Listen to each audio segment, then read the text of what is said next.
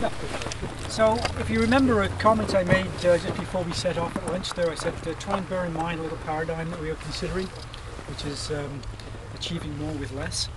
And I've already had one comment from a lady here saying, geez, it doesn't look like much of a pond, does it? Well, it doesn't, and that was part of the idea, was to blend into the surroundings. But now that we're here standing on top of one of the berms, Ian, if you want to just run through some of the salient points that you made in your presentation. Sure, like right behind us is that ditch that was one of the last photos that I showed you, with these fairly simple ditch block dams, trench dams, still in place. And the intent there is simply just to hold back a little bit of dirty water as the grass takes hold, as it's now starting to do.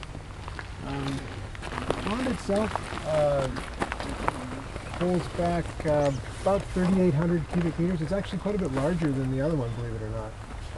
Because when brim full, it'll be just shy of this road surface, and this whole little bowl here will be full of water. There's a pipe on the inlet side down behind us there, which will be about a foot underwater. On top of that pipe, you can see the green pipe there.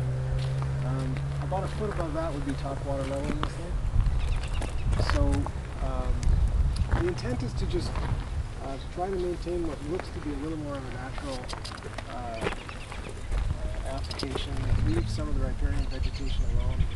These few trees, they don't look like much, but fisheries was very enthusiastic about trying to retain them, which we did.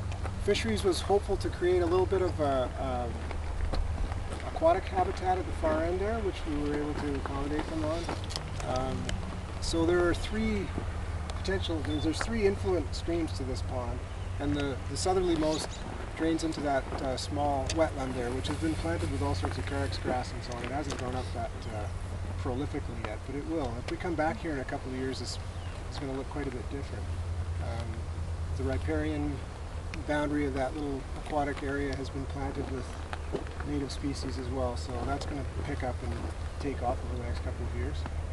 And the intent there is to try to polish the water a little bit, improve the quality of the water before it enters the stream.